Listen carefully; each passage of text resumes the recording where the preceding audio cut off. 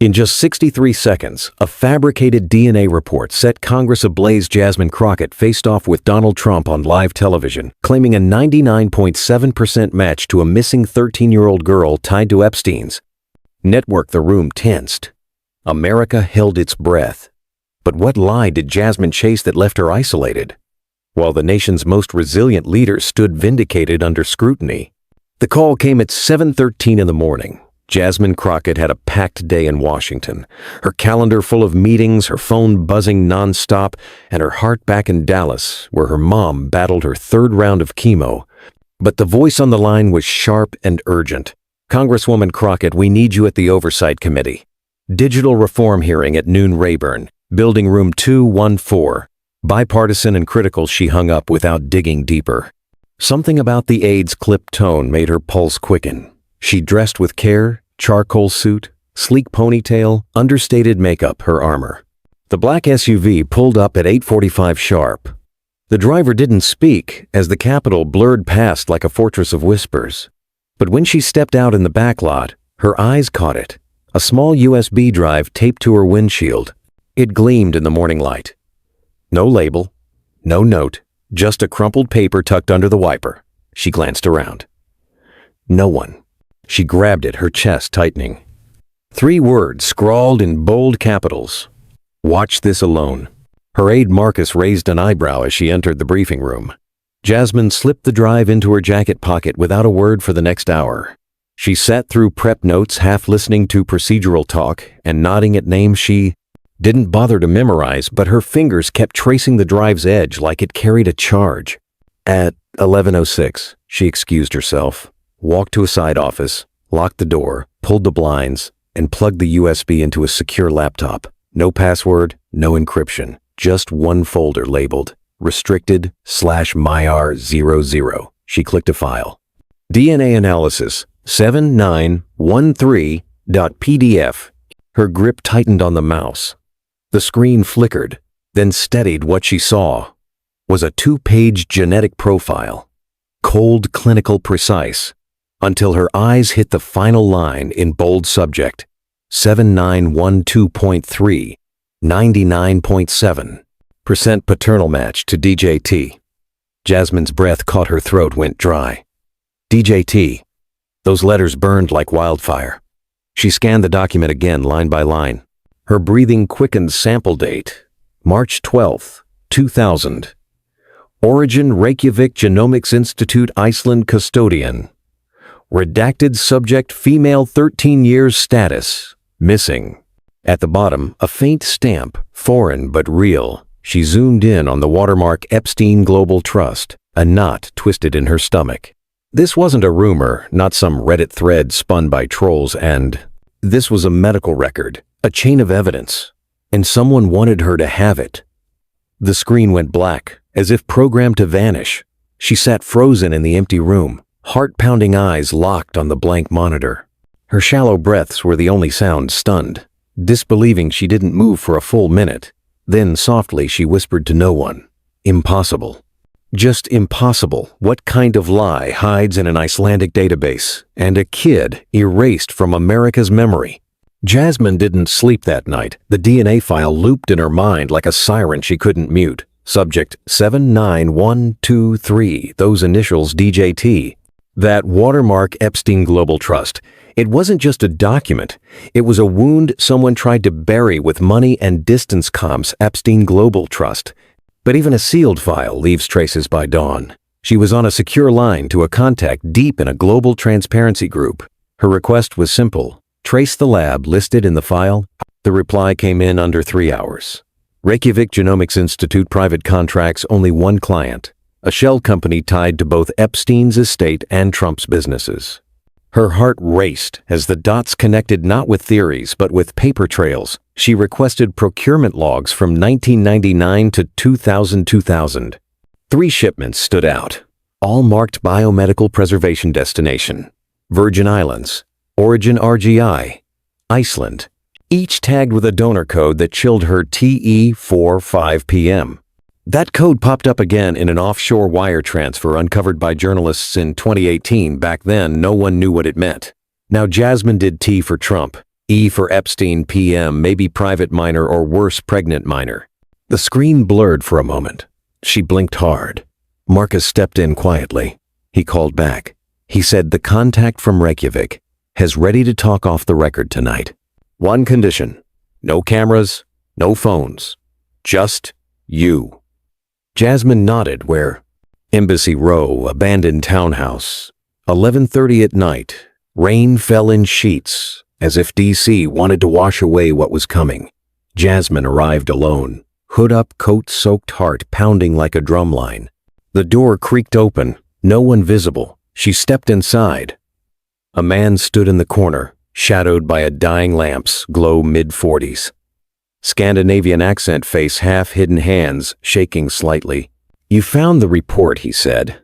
Not a question, I did, Jasmine replied, and I need the truth. He nodded once. Then I'll tell you what your government wants buried. He worked at Reykjavik Genomics from 1997 to 2003. He said they processed hundreds of confidential DNA matches, but only one came with a direct gag order signed by 2 U.S. law firms, Potts's on 5. The child was female. 13. Her genetic profile triggered an alert high anomaly reproductive abuse marker detected Bracactidae. The father listed wasn't a donor. He was someone powerful. The child never should have existed. He said they were erasing evidence of what happened to her. Epstein's lawyers handled it, but the payment, the biggest we ever got, didn't come from Epstein, it came from Manhattan. Jasmine stepped closer from who playing. He hesitated, then handed her a faded printout, smudged but readable. Client code DJT Routing Bank, Deutsche Trust, New York. Amount $3.4 million Memo Genetic Disposal Services. Full custody transfer to. She stared at the paper, the numbers, the initials. It wasn't just real, it was deliberate. They didn't bury a child. They bought her silence before she could speak. The man looked at her, voice lower. Now, I left the lab. After that, I couldn't stay. But no one would believe me until someone like you showed up. Jasmine tucked the page into her jacket, every nerve on fire. She didn't thank him. Words couldn't match. The horror in her car engine off. She held the paper in her lap. Why hide a kid, she whispered, unless she was never meant to be born? Jasmine didn't drive home that night. She couldn't. The meeting in the empty townhouse left her not with answers, but with fire. The kind that burns through lies, leaving only duty. The printout with client code DJT sat beside her like it was watching her Memo Genetic Disposal Services, Routing Bank Deutsche Trust, payment $3.4 million. And the word that made her skin crawl: custody. She parked under a bridge just south of Constitution Avenue, where the Capitol's shadow cut through the haze. Rain tapped the windshield like a countdown to something unstoppable. She sat there watching lights dance in puddles, thinking what she had wasn't just explosive, it was deadly. If she unleashed it, there'd be no turning back. Her hands hovered over the folder. The evidence seemed airtight enough to start a fire.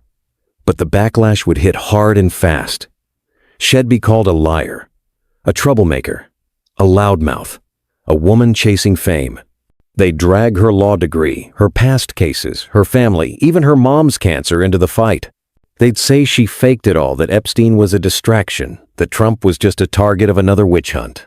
She opened her phone, scrolled past a flood of unread messages, some from colleagues, a few from reporters sniffing around, and one from an unknown number, marked urgent, but she ignored them. Stopped on the contact, saved as just mom. Her thumb hesitated, then pressed 2 rings. Then, a soft, steady voice. Jazz? Jasmine closed her eyes. Hey, Mom, it's early. You okay? A pause. She tried to speak. Tried again. Then, Mom, I found something. Something awful. And it's real. It's about him. About a girl. A missing one. Silence the kind only a mother can hold without fear. I don't know if I can bring it forward, Jasmine said. Finally, they'll destroy me. They'll come for everything. Her mom didn't raise her voice. She didn't need to, if it's false, she said. Then that child keeps her peace. So let it go. Jasmine opened her eyes, throat tight. She didn't cry. Not now. I'm proud of you, her mom added. Now, do what God put in your hands. By morning, Jasmine had printed every verified file, transcribed audio logs, and written her questions, each sharp as a knife. She didn't need to prove the whole plot. She just needed to break the silence enough to make America stop pretending it didn't know.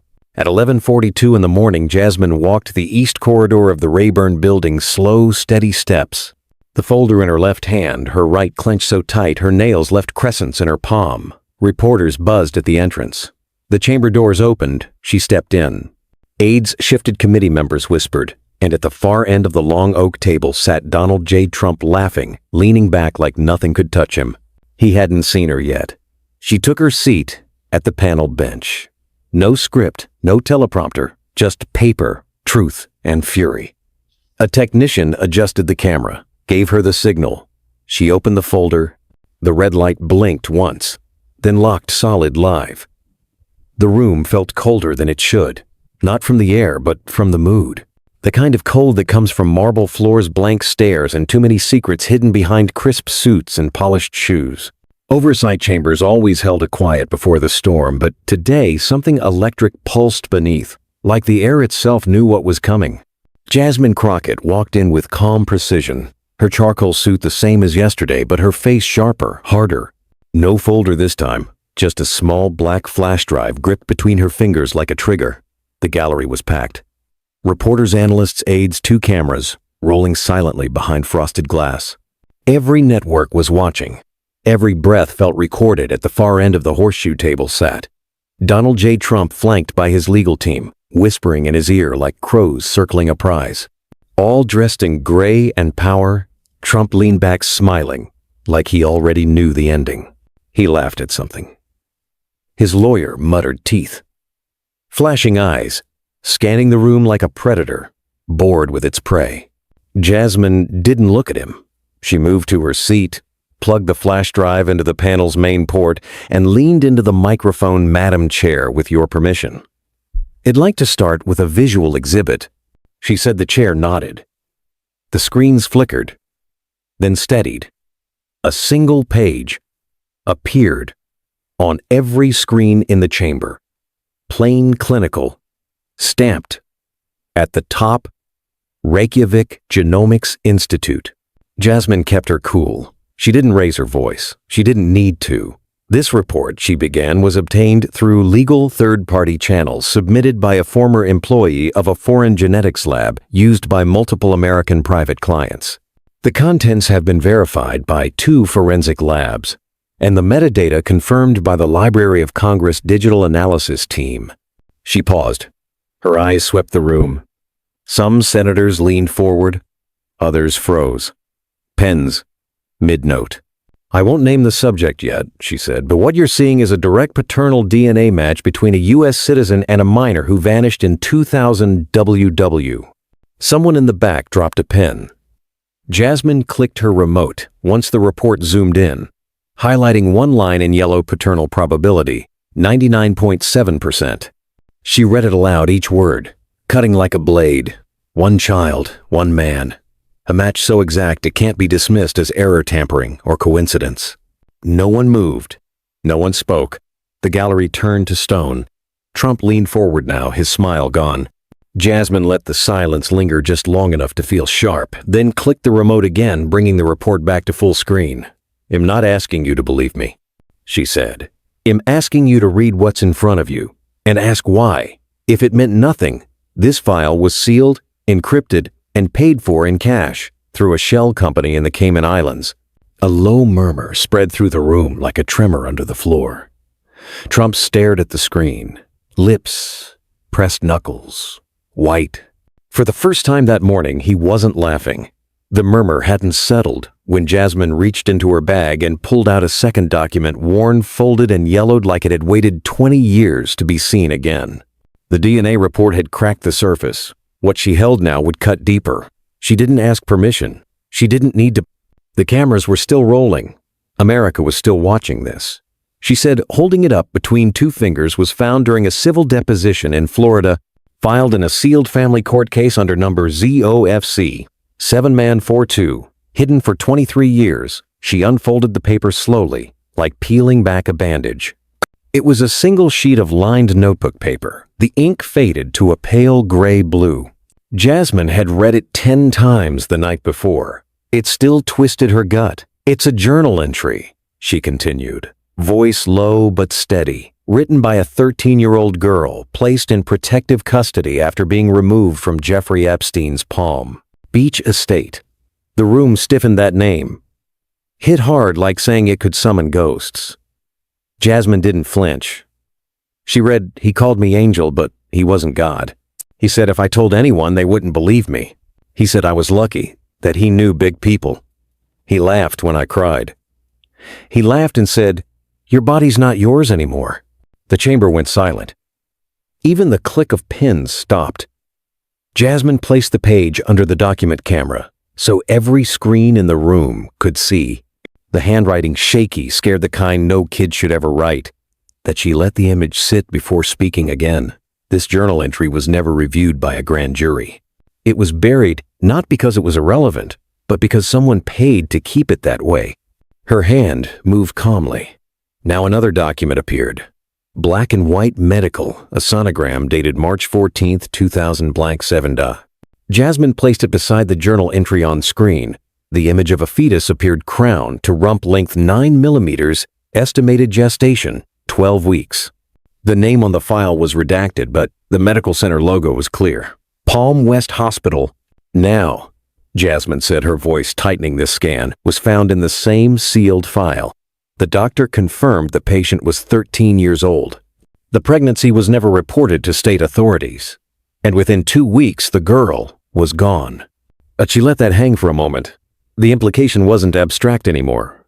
It had a heartbeat, a shape, a name. The world never knew. The sonogram flickered on screen, grainy clinical, but to anyone with a heart, it looked like a scream. Jasmine looked down the bench. Some lawmakers turned away. Some didn't move at all, but one pair of eyes stared at her, jaw clenched. Trump. She looked right at him now for the first time since the hearing began. "I want the American people to hear this clearly." She said, "This isn't about speculation. It's not about politics. It's about a girl who was silenced, a pregnancy that was erased, a page that was buried a page." Then she stepped back from the mic and said the words, slow and sharp, "The father is sitting right across from me." The moment those words left her mouth, the silence shattered. Trump slammed his palm on the table, the sharp crack echoing like a gunshot. Papers jumped. An aide flinched. One of his lawyers reached for his arm, but he pulled away lies. He shouted, voice red with rage, "This is a political stunt. Manufactured garbage. She's grandstanding." Jasmine didn't blink. She didn't raise her voice. She turned to the screen behind her and pressed a single button on the remote. The display shifted big white letters on a black background, 2 words, bold, "Final paternal match, Donald J. Trump." Gasps tore through the room like a wave over rocks. Reporters scrambled to tweet-type record. A camera operator muttered, adjusting focus, as Trump's face drained of color. Across the internet, the clip exploded in seconds on live streams, news, feeds, phones, everywhere. Millions saw it. Those words, that face. He stood halfway up, pointing at the screen like he could scare it away. "That's fake," he snapped. "Photoshopped. AI generated. I never." Jasmine cut in her voice like ice on glass. "The report has been verified by 3 independent labs, Mr. Trump, including one used by your own defense team during your 2nd impeachment trial." He stopped just for a second, but enough to show he knew she was right. "You think? I don't know what this is," he sneered. "You want your moment. You want attention. You'll burn the country for it." Jasmine stepped forward slowly. Every word deliberate. "This isn't about attention. It's about accountability. And right now, the only thing burning is your alibi." A murmur rolled through the room like distant thunder. No one reached for their coffee. No one whispered into their earpiece. The air had frozen. Jasmine held up a copy of the financial record, clear as day, $9 million. She said, "That's what you paid over 7 years to a network of shell companies, foreign labs, and law firms, all tied to hiding this report." Trump's hands curled into fists. His lips moved, but nothing came out. She tilted her head, voice steady sharp. If the science is fake, Mr. Trump, then tell us, why did you spend $9 million keeping it buried? The room hadn't recovered from that blow when Jasmine reached for the next. Her voice softened. Not from doubt, but because what came next didn't need thunder to break hearts. It needed truth. She placed a faded manila envelope on the table, the kind nobody uses anymore. The kind meant to disappear. The flap was unsealed, the weight inside heavy cait. I want to enter into the record a written statement, she began, eyes scanning the chamber. It's from a former social worker at a Florida youth shelter in the early 2000s. Palm Bay transitional home just 12 miles from Epstein's Palm Beach estate. Who those words hit hard. Some members shifted. One staffer looked up fast. Jasmine continued. She writes about a girl. A girl placed there after being pulled from an unregistered property. No paperwork, no legal guardian, no birthday on file. Just one name given by the girl herself. She opened the envelope, slowly pulled out a folded page. She didn't read it like a politician. She read it like someone at a funeral. Her name was Marin. She was too quiet for her age. She flinched when anyone raised their voice. She didn't like mirrors. And she cried when someone touched her wrist like it reminded her of something she couldn't forget. The room was so still Jasmine could hear the buzz of the cameras above. She unfolded a photo, next sealed for over 20 years in a court-protected file. A girl, maybe 13, pale brown eyes, wide with fear that didn't belong in childhood. Her hair pulled back, wearing a borrowed shirt, too big. Jasmine laid the photo under the document camera. The screens lit up with Marin's face. In this photo, Jasmine said was buried in sealed court records by lawyers for Jeffrey Epstein's estate, in quote, Jeffrey Epstein's estate. It was never released, never made the press, but it matches perfectly with a missing person report from 2001. She clicked the remote. Another image appeared. A poster, weathered edges, faded. Missing Marin Delaney, last seen May 3rd, 2001, location Palm Beach, Florida, age 13, status case, closed, voluntary runaway. Jasmine let that sit in the air. She didn't run. She said she was erased. She placed both images side by side on the screen, the shelter photo and the missing poster. Same girl, same eyes, same vanishing. There's no record of her being adopted. No foster home, no school enrollment. Her name doesn't appear in any medical logs after 2001. But Jasmine pulled out one last page, a payment log, cold, hard numbers, lines of transactions tied to offshore accounts linked to Epstein's legal network. One entry, August 14th, 2001, recipient, redacted amount, $275,000, MMO, property secured, MAGR. Her voice sharpened. They didn't list her as a person. They listed her as property. Trump didn't speak. He didn't move, but his left hand gripped the chair so tight the skin went white. Jasmine didn't look at him. She kept her eyes on Marin's photo. I looked for her name. Thought I'd find it on a headstone. I didn't. She held up the ledger. I found her name. And it wasn't in a graveyard, it was in a payment log. The chamber hadn't breathed since the last name appeared on the screen, but Jasmine wasn't done, not even close. She reached into her folder and pulled out a new document, thicker bound, stamped by the Department of Treasury. This wasn't a speech, it was an autopsy, and the body was financial. She set it down with a steady hand, eyes never leaving the row of silent lawmakers. Then, without a word, she tapped the remote. The screen behind her changed. No photos, no faces, just a spreadsheet. Numbers, banks, dates. But to anyone who understood power, it was louder than a scream. This, she said, voice clear, is a Treasury-certified audit. 22 international wire transfers, all from Trump-affiliated businesses, mostly shell companies, all routed straight to Epstein-controlled trusts between 1998 and 2002. The screen zoomed in. Line 14.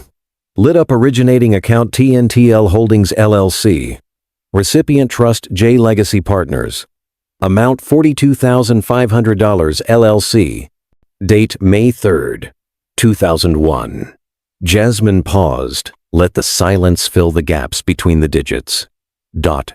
That's the exact day Marin vanished from the Palm Bay shelter. No delay, no paperwork, No trace. Just a line item. Murmurs rippled through the gallery. Reporters leaned forward. Jasmine clicked again. Line 6. Lit up date, November 12th, 1999. Amount, $380,000. Memo PR clearance. NT. That date, she continued, matches a sealed case involving a 13-year-old placed in a psychiatric ward in West Palm Beach after refusing to name her abuser. Her file was sealed, her testimony vanished, but the money didn't. She turned toward the witness table. A man stood, gray suit, wireframe glasses, calm as a surgeon. Roger Curry, senior analyst, U.S. Office of Foreign Asset Control. And a footnote, 30 years tracking dirty money. In each of the 17 transactions, he said, we found abnormal timing. No payroll, no tax trace, no vendor listed. Just silent money paid within 72 hours of a girl disappearing, being silenced in court, or locked away without follow-up. He scanned the room slowly, then locked eyes on Trump. This isn't coincidence. It's a pattern. It's deliberate. And in our world, it's what we call red flag laundering. His note. Trump didn't move, his eyes open, fixed, but his jaw clenched hard enough to grind "and F-teen." Jasmine stepped forward again, holding a double column, names on one side, dollar amounts on the other. Each line told a story, a girl who vanished, and a sum that followed. 14-year-olds, 16-year-olds, some with initials, others with file numbers only, no birthdays, no burials, just price tags. These aren't donations. They aren't business write-offs. These are human erasers. Lives turned into line items, disappearances, disguised as balance sheets. She turned to face Trump slowly, deliberately, her voice colder now. Mr. Trump, every one of these transfers traces back to entities you helped create, signed, notarized, and operated through intermediaries who now stay silent. His mouth opened slightly. Nothing came out. She lifted the file, faced the camera, held the ledger at chest height. So tell me, Mr. Trump, she said, locking eyes with him across the room, are these business expenses or blood money? The numbers had stopped the room cold, but Jasmine knew what came next would stop its heartbeat. It wasn't a ledger or an audit. It was something far more dangerous. A voice. One they thought they'd buried with Epstein himself, but some ghosts don't stay buried. She reached into her blazer's inside pocket and pulled out a single folded page, thin, fragile, trembling slightly between her fingers. Not a court document, not a spreadsheet, just paper. Lined, torn, handwritten in a scrawl that looked like it was written in the dark. This, Jasmine said, was found inside a drawer at Epstein's New York townhouse, hidden under a false bottom in a locked jewelry case. Retrieved 2 days after his death by a former housekeeper who contacted my office 6 months ago. The chamber had seen scandals before, but now it listened. Jasmine unfolded the page, carefully smoothing the creases. She didn't look up. She just read, "If I die, it's because the secret got too loud. They said silence was the safest place, but silence feels like suffocating. He told me I'd vanish before my name ever mattered. So if this letter survives me, tell someone I was real." Her voice didn't waver, but the silence after did more than any speech could. .com. This was written by a girl known only in court files as MD, she continued quietly. The same initials in multiple offshore payments. The same initials Epstein's lawyers called clerical codes. She turned the letter to face the cameras, letting the whole country see the shaky, frightened handwriting of a teenager who thought no one would read her final words. Then she looked at the committee bench, where some members now avoided her eyes. Her testimony was never recorded. Her face never shown her name, never spoken in court. But she existed. Trump's knuckles were white again. One of his lawyers leaned in, whispering fast, but Jasmine ignored them. Her eyes stayed on the letter. She didn't ask for revenge. She didn't ask for justice. She just asked to be remembered. She placed the page gently on the table like it was glass. "She begged us to listen," Jasmine said, her voice low, unforgiving. "And we didn't." Jasmine didn't need to shout. By this point in the hearing, she knew silence spoke louder than anger. The ledger had rattled the room. The letter had stopped its heart. But what she was about to play would dig into America's spine and stay there. It wasn't a number or a name, it was a voice. She placed an old audio recorder on the table, its plastic scratched, dull, like it had been hidden for years. No fancy tech, no dramatic music, just a red button. She looked at the chair and said calmly, "I have a recording dated August 21st, 2000, Eller. Recovered from Epstein's private network in the Virgin Islands, verified by 3 forensic labs." No one spoke. Everyone leaned forward. Jasmine pressed play. The audio crackled to life first, a hiss of static. Then 2 voices clear, familiar, heavy with entitlement and menace. Epstein spoke first, the girl starting to talk the Lodove, that common and edavlession. Trump replied low, annoyed. "I thought you had her under control." Epstein again, "She was, until the test, if you saw it." Trump didn't hesitate, "So what? They don't know it's mine." A pause. 5 seconds of silence like a gun loading off screen. Epstein's voice flat. "What if it is?" And Trump, "Then it never happened." Jasmine let the silence stretch just long enough to make the room feel it. Then she reached forward and clicked the recorder off. The explosion came instantly. Trump bolted upright, one hand slamming the table. "That's AI deepfake nonsense. You can fake anything now. This is a political hit." One of his lawyers tried to calm him, but Trump kept going, "I never said that. It's a lie. It's edited." Jasmine turned to him slowly. One brow raised. "That file was authenticated by Homeland Security, Columbia University's Digital Forensics Lab, and CNN's investigative unit," she said evenly. "Your own legal team used 2 of those labs in past hearings. You know the process: voice match metadata, trace background verification, location, Epstein's private office phone line, direct landline, time-stamped SEY. It's real." Trump's face froze, his lips parted, but no words came out. Jasmine didn't let up. "What's damning isn't just what you said. It's how you said it. No shock, no hesitation, just a plan." She clicked again. The screen lit up with a full transcript and bold text. Every word of that short, devastating conversation, no context needed. What if it is? Then it never happened.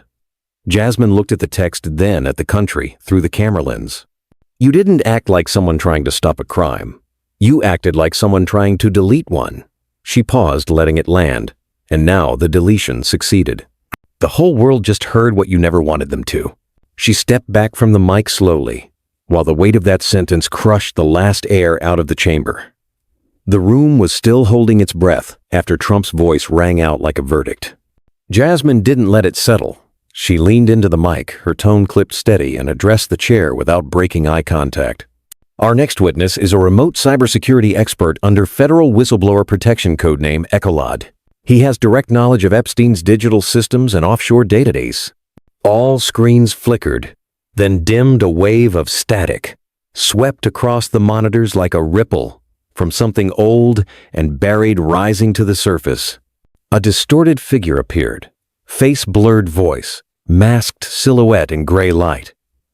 And he didn't introduce himself. He didn't need to. His presence spoke of vaults, cracked open secrets clawing into daylight. "I worked for a Singapore-based security firm, contracted by a subsidiary of JE Global Holdings in 2019. Footnote. The voice said, its metallic rasp chilling against the chamber's marble stillness. "My job was routine. At first, data redundancy firewall checks. But then I found a mirrored directory pointing to unindexed cloud nodes in Zurich, Manila, and the Virgin Islands. Most folders were decoys, but one buried with fake timestamps was labeled Project Angel." A pause. The screen shifted to a directory map. Dozens of nested folders tagged with alphanumeric codes. Jasmine narrowed her eyes. She'd seen one of those codes before in the financial files. TE45 PM. Ecolad continued. Inside were voice logs, payment chains, memos, medical scans. Some folders labeled by date, some by initials, others by function. M for minor, C for custody, P for pregnancy. And then the strings names encoded in shorthand, redacted in every legal file. But here they were, organized like stocks in a portfolio. Trump's legal team froze phones, lowered fingers, stopped mid-text, placed. For the first time, it wasn't just Jasmine making claims, it was an insider. I cross-referenced the voice logs and fund transfers. Every transfer Jasmine Crockett showed today is in the archive. Every missing girl named has a voice file. Every sealed medical document has a duplicate time-stamped, digitally signed. A committee member, pale, interrupted, "How do we know this isn't made up?" Without answering, the figure raised a gloved hand, typed a command. The screen morphed text, replaced by a new interface. Rows of clickable files, names, dates, audio tags. Then, without warning, one file started. A title flashed. Audio 787B, voice log, /. The hacker's tone stayed mechanical. "You don't have to trust me. Just listen to what they paid to silence." The interface ticked forward. Jasmine didn't move. Trump held his breath. The gallery leaned in as the audio buffer hit 0. Then it played. And this time the voice wasn't Trump's or Epstein's. It was a girl, quiet, tired, real. And no one was ready for what she'd say. The chamber turned to stone. No coughs, no whispers, not even a breath. All eyes locked on the screen as the audio began. A faint hum filled the speakers like a basement or sealed room. Then a girl's voice, young, unsteady, tired, in a way no child should be. The kind of tired from being broken too many times yet still waking up. "They said if I speak," she whispered, barely audible. "No one will believe me." The air in the chamber shifted. "They said I'd ruin everything, that girls like me don't survive the truth. But if someone's listening, if anyone still cares." Her voice cracked the recording, hissed like it tried to shield her pain but couldn't. "Tell my mom I forgive her. I know she thought I'd be safe." Then silence, not peaceful but bruising. The recording stopped. No fade, just a hard cut. The timestamp froze on screen, 024 time. That was all it took to shatter the idea this was about politics. Jasmine didn't speak at first, but one lawmaker did, an older Republican handshaking voice breaking, "That was someone's kid." The silence didn't break, it shattered.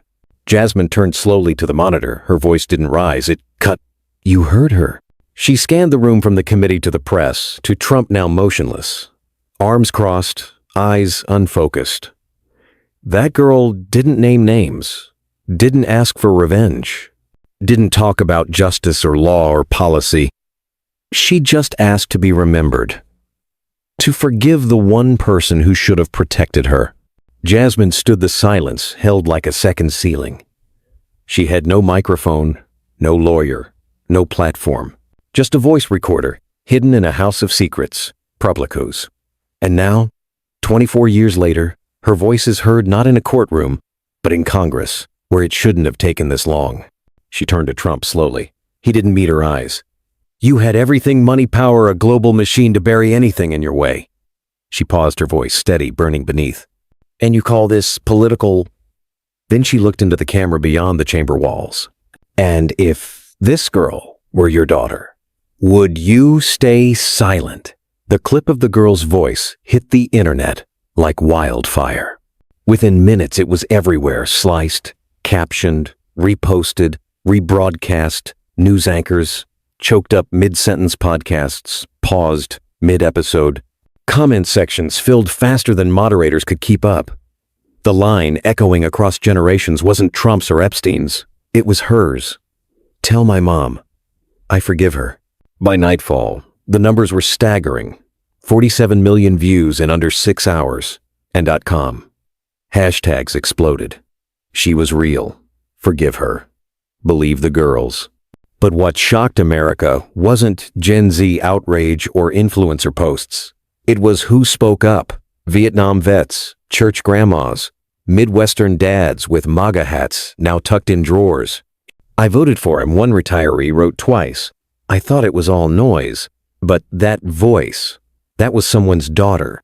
A woman from Ohio with a golden retriever and American flag profile pic posted, "I believed him for years, never again."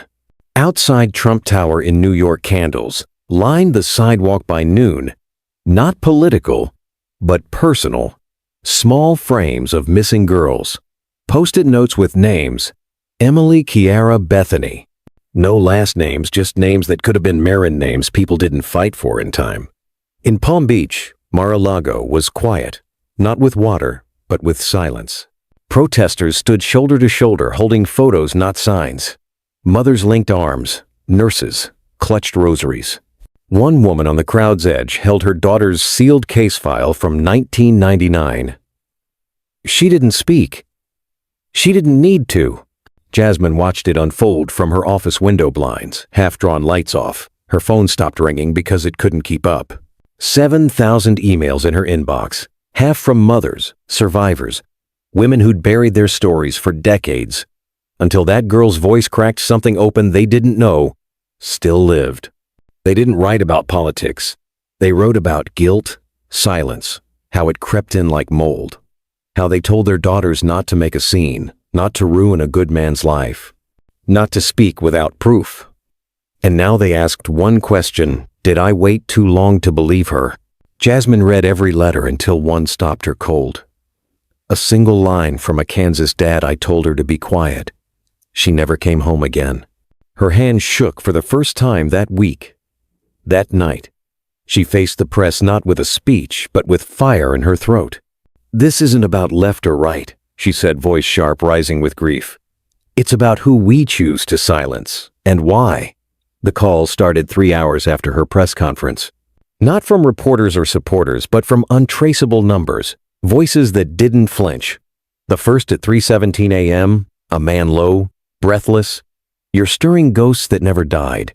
The second at 4:41 a.m. through a foreign IP, a whisper, calm, too calm. They buried her for a reason. You dig up the past, you join it.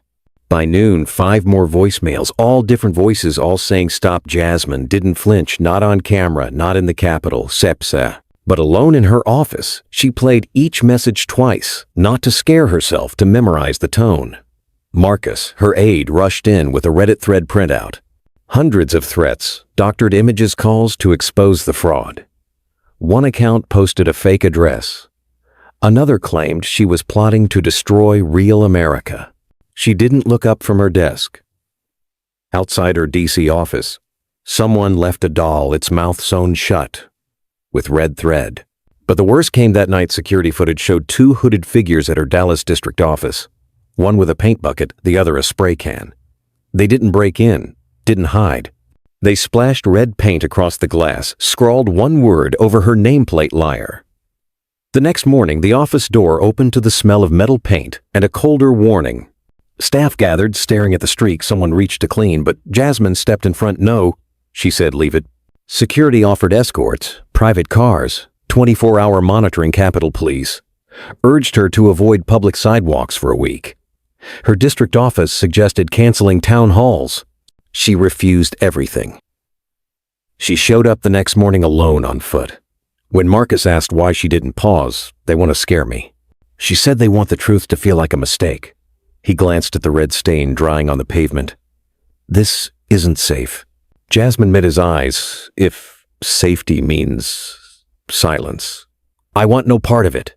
She walked through the front doors, past the cameras, the whispers, the glass still uncleaned. The red paint stained the frame. She let it stay. That night, as her name trended again, she faced the press once more.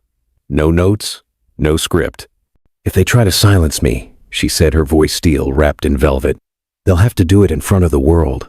Before the threats, the ledger, the girl's voice that split a nation, there was a small house in South Dallas. Jasmine Crockett grew up there, 2 bedrooms, creaky floors, a front porch holding more truth than most courtrooms. It wasn't fancy, but it was alive with love and louder with lessons. Her mom didn't sugarcoat anything, not the world, not how it treated women who spoke up. Jasmine remembered sitting cross-legged at 7, listening to her mom read a news story about a nurse fired for reporting a doctor's assault. The woman lost her job. The doctor got a promotion. Jasmine asked why. Her mom didn't blink, because some men fear women with voices, and too many women are told not to have one. No pity in her tone, just a warning. Jasmine carried that fire in her chest, never letting it fade. Every Sunday, her mom took her to church, not just to pray, but to listen. Not to the preacher, but to the older women after stories swapped in whispers under stained glass. Stories of pain, swallowed hands, lingering too long justice that never called back. By 15, Jasmine stopped whispering. At 17, she marched alone into the principal's office after a teacher grabbed a classmate's wrist too hard, calling it discipline. At 24, she stood in court, defending a woman no one else would. A woman with bruises, no witnesses, told to stay quiet by 3 lawyers before her. By 38, she learned the more truth she carried, the more people tried to crush her with it. But they didn't know her roots. They didn't know. Her mom once faced a hospital chief surgeon and said, "If you touch another nurse, I'll break your fingers myself." She didn't get fired. She got promoted. Jasmine never forgot that not the words, not the stance, not the look of a woman told to back down who planted her feet instead. My mom didn't raise a whisper. Jasmine once said she raised a reckoning. And now, years later, with the world watching, and the powerful shaking Jasmine stood where she was meant to. But she looked into the camera. No fear, no apology, no tremble. "I'm not done." She leaned in slightly, her voice a quiet dare.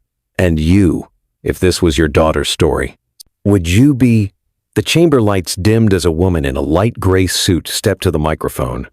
Her name was Iveta Nezovich, once Melania Trump's closest aide. For 6 years, she handled flights, wardrobes, secrets. She hadn't spoken publicly in years until now. Jasmine sat still, fingers steepled under her chin. She didn't interrupt, didn't move. The room leaned forward as Iveta adjusted the mic, took a slow breath. "It was March 17th, 2018, she said, voice low, accented steady. Mrs. Trump found a sealed manila envelope in her husband's private filing cabinet. She said she was looking for old photos. Instead, she found something else. The air in the hearing room grew heavy.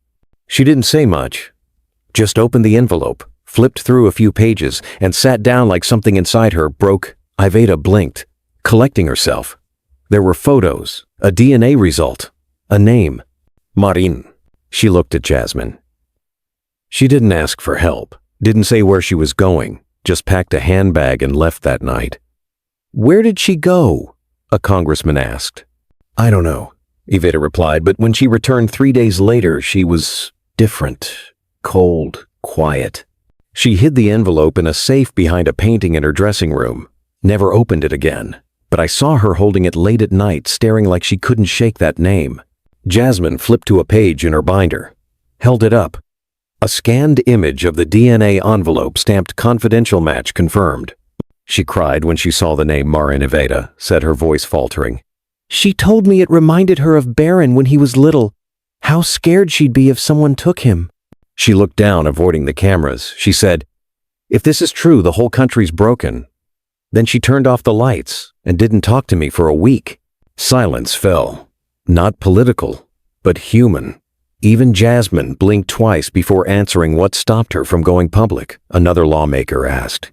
Iveta paused. She didn't want her son growing up knowing that name. Marin. That pain. That secret tome. Trump stared forward from the defense table, knuckles white. He didn't look at his wife. Didn't speak. Jasmine didn't attack. Didn't gloat. She looked at the nation through the camera lenses, her tone soft, but cutting. "She cried for Marin," she said. "But America needs more than tears." Then she looked straight into the camera. If the First Lady couldn't protect one girl's truth, who will? It took 6 months of sealed motions, 2 subpoenas, a court order signed in the dead of night. But Jasmine stood at the rusted gate of storage unit 47B. A gray forgotten box, tucked between 2 abandoned warehouses outside Newark. It once belonged to a Delaware shell company tied to Epstein's legal trust. As most thought it held furniture, Jasmine knew better. The door groaned open. Dust spilled out like a sigh from a grave. Inside, the air was stale thick with the silence of something meant to stay hidden. Her team moved slowly. Cameras on gloves, secure. Asked under a tarp between 2 crates. Marked archival. They found it a locked steel trunk. No markings, no label, just a fingerprint scanner, long dead from time. They pried it open inside a manila folder, marked C793. A fake death certificate stamped notarized under the name Maria Lane. Date of death, June 4, 2002, cause undetermined respiratory failure. NE, no autopsy, no burial record, no family listed. Jasmine flipped the certificate over, taped to the back a single blood test, old faded, but the code matched. Child 79123. No fingerprints, no dental records, no medical chain, but tucked behind the fake papers. A strip of preserved cloth with dried skin cells cataloged labeled Jasmine's forensic expert, scanned it through a portable DNA reader. 3 minutes later, the screen flashed green 99.7% match. To it was her. Jasmine didn't speak, couldn't. She lowered her head, fingers trembling over the certificate's edges. For 20 years, this girl wasn't mourned, wasn't remembered. Because she didn't die, she was erased. Epstein's signature was at the bottom next to it in faint ink, the initials DJT dated 1 week before the death. .com. When reporters gathered outside the warehouse, Jasmine didn't give a statement. She held up the certificate, let the camera zoom in, and said one thing America deserves to know when a grave is a lie. Inside the chamber, the file appeared on every screen. Even skeptical senators shifted uncomfortably. The truth wasn't about belief anymore. It was about blood lies, paper. She looked into the lens, her voice flat sharp as a knife. They didn't bury her, she said. They scrubbed her from existence. Then slowly, she turned to the defense table, and the people who did it wore suits, not masks. And then the final blow, cold, sharp, unforgettable. She never died. She was erased. But if the system can erase a child, what else has it erased without a sound? The chamber lights dimmed, not on purpose, but like the room sensed what was coming. Jasmine stood still, remote in hand, facing a wall of screens. "There's one more," she said, her voice empty of emotion. This was recovered from the Ecolate archive, authenticated by 3 independent labs. The play button blinked once, then silence fell. A static hum, then the clear tones of Donald Trump and Jeffrey Epstein, voices low, casual, like discussing a golf game. "You sure she's gone?" Trump asked, impatient, like the talk bored him. Epstein replied coolly, "4 million now. If the kid disappears again, you get the island." The words hit like bullets in the gallery. No one moved, not the stenographer, not the bailiff, not the committee chair. The audio kept going. Trump chuckled. "You drive a hard bargain, Jeff." A pause. Then the clink of ice in a glass. "But I like islands, especially ones without reporters." The room's air thickened like guilt, pressing the walls. Jasmine let it play 5 seconds more, then stopped mid-sentence as Trump said, "No records, no trail, just like last time." She turned slowly, her gaze sweeping the room. Senators were pale staffers, looked like they were underwater, holding their breath. America watched, not with rage, but disbelief. It wasn't just one girl anymore, it was a blueprint. Jasmine didn't raise her voice, didn't need to. She walked to the table, placed a printed transcript down for the record, and said, "This is the deal that turned a child's life into currency, 4 million for silence. 4 million to erase a name." The committee chair leaned forward, shaken. "Congresswoman Crockett, are you saying this deal was followed through?" Jasmine didn't flinch, "No, chairwoman. I'm saying it happened multiple times." Muffled gasps rippled through phones, buzzed with alerts. Hashtags erupted, but Jasmine kept her eyes forward, cold, controlled. Trump tried to speak, but his mic was muted. His face, red knuckles white on the table's edge. He mouthed something, but no one cared. The tape spoke louder than he ever could. Jasmine leaned into the mic, her voice a whisper, slicing through silence. "Now, how many others?" And for the first time, even her toughest critics said nothing. Because some questions don't need answers, they need reckoning. The gavel dropped like thunder, not once but twice, and the chamber floor, tense for weeks, now crackled with something heavier than rage consequence.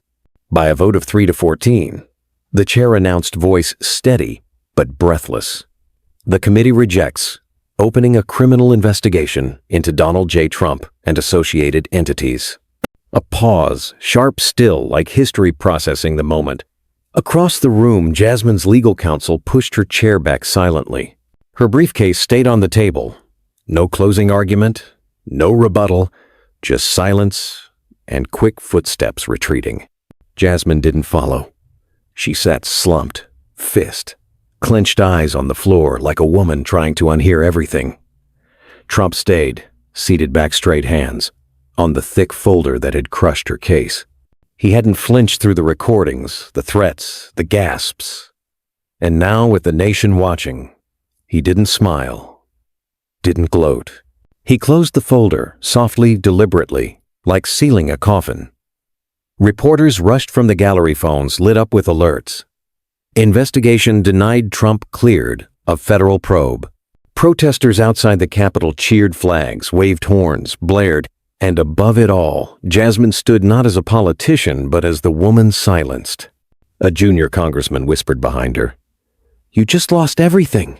She didn't answer. Her eyes scanned the room, locking on the empty seat where her lawyer had been.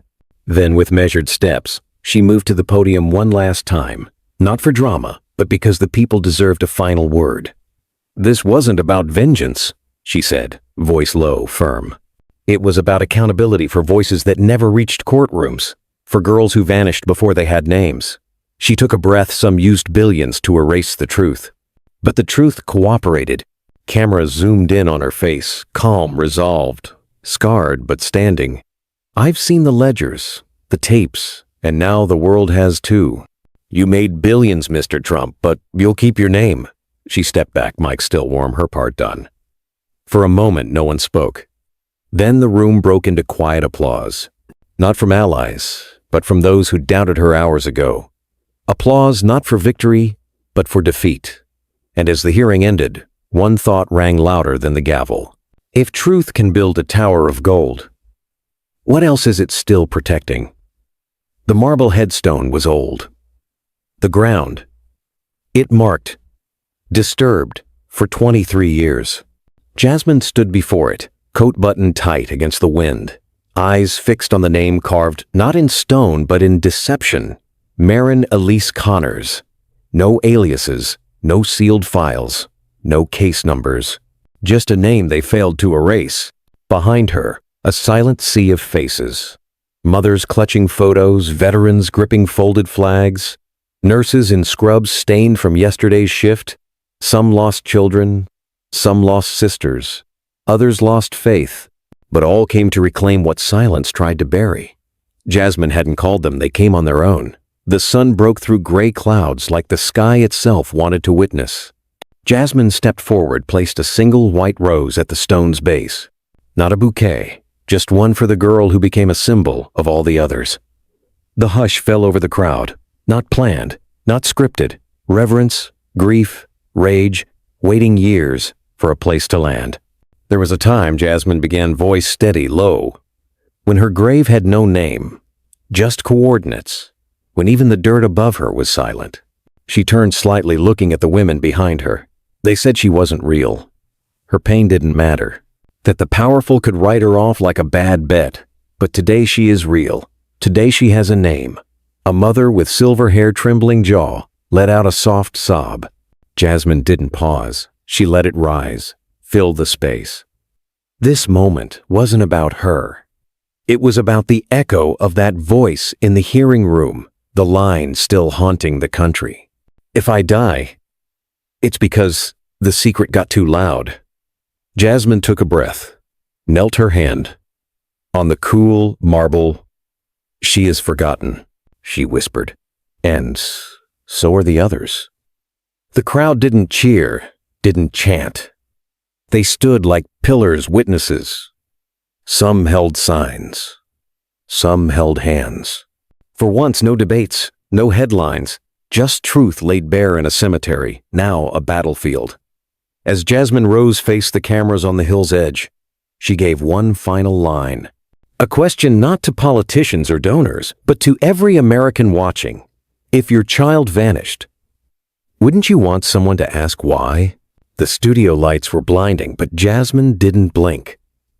She sat center stage, a single mic clipped to her collar, facing a sea of cameras beaming her face into millions of homes. No makeup touch-up, no teleprompter, just her voice and the truth it carried. She looked into the lens, into the eyes of a nation that watched in silence, doubt, discomfort. "This isn't just about one man," she began, her voice low, resolute. "It's about a system built to look away, a machine that turns pain into policy, victims into liabilities." But she didn't name Trump. His shadow was already in the headlines. But tonight wasn't about shadows. It was about dragging silence into the light. For years, we buried these stories to protect institutions, legacies, to keep dinner table talks from getting messy. And in doing so, we erased people. A photo of Marin appeared beside her on screen. Not a mugshot, a school photo, smiling. Jasmine glanced at it, her voice nearly cracked, but she steadied. "The truth is, we didn't fail Marin because we didn't know. We failed her because we knew and chose to believe." A long pause, not for drama, but for breath, for space, for the weight of every girl whose name never made the papers, every mother silenced by campaign checks and backroom deals. Jasmine leaned in. "This is bigger than politics, bigger than one courtroom or scandal. It's about the silence we accepted for comfort, the truth we buried for power." Static filled the airwaves as networks scrambled to censor her. But it was too late. Jasmine looked into the lens, calm, unwavering, final. How many more daughters must disappear before we stop protecting the men who made them ghosts? Sometimes the ghosts we fear aren't from the past. They're the truth's power buried in silence. And not everyone gets to tell their story, but we can choose to listen.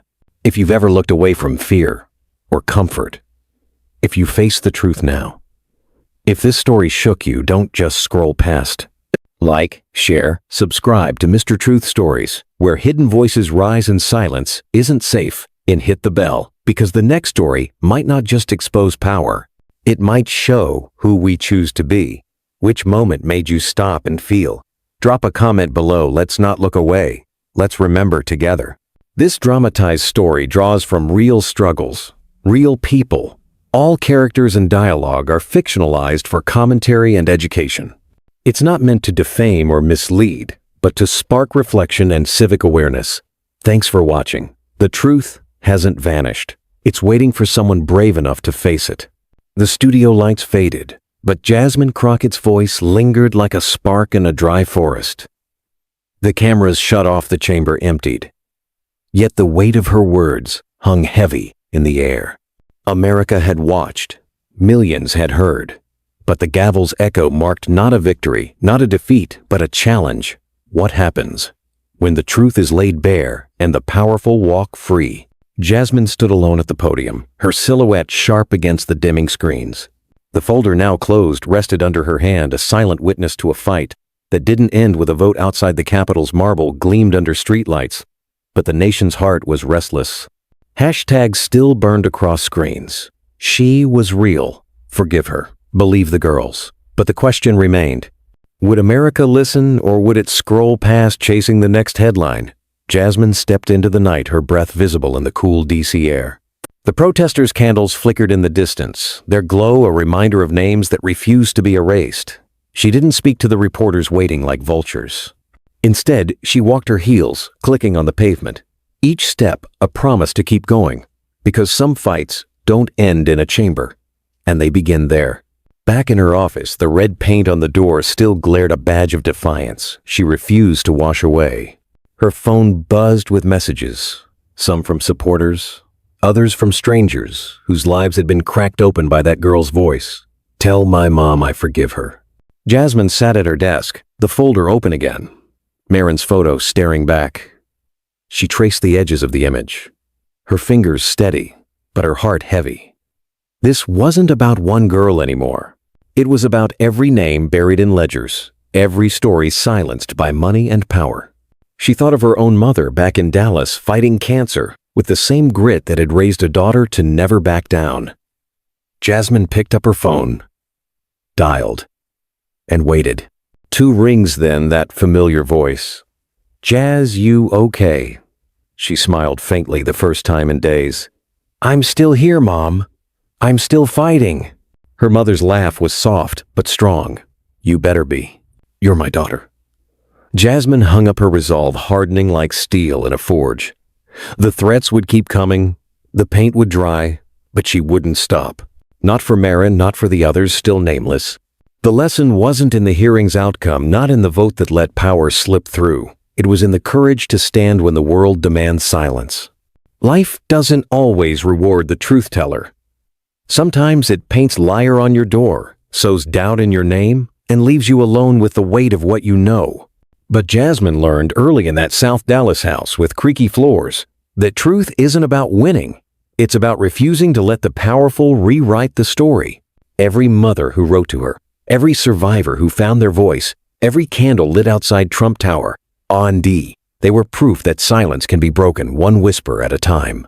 The world might not change overnight, but a single voice can start a ripple that becomes a wave. Jasmine knew this, carried it like her mother's warning. Some men fear women with voices, and she'd be that voice no matter the cost. So what's the takeaway for us? When the system protects its own, when the truth feels like a losing bet, will you still speak? Will you light a candle, write a name, or stand in the rain for someone who can't? The lesson is simple, but heavy courage isn't about being fearless. It's about choosing to act when fear is all you feel. Marin's story, fictional yet rooted in real pain, reminds us that every silenced voice leaves a mark, and it's on us to find it, to listen, to remember. Because if we don't, who will? Hit that like button if this story moved you. Share it if you believe in giving the silenced a voice. Subscribe to Mr. Truth Stories and tap the bell. Because the next story might just wake something in you, something that refuses to stay quiet. What moment hit you hardest? Drop it in the comments. Let's keep this fire burning. Together, we can make sure no name stays buried.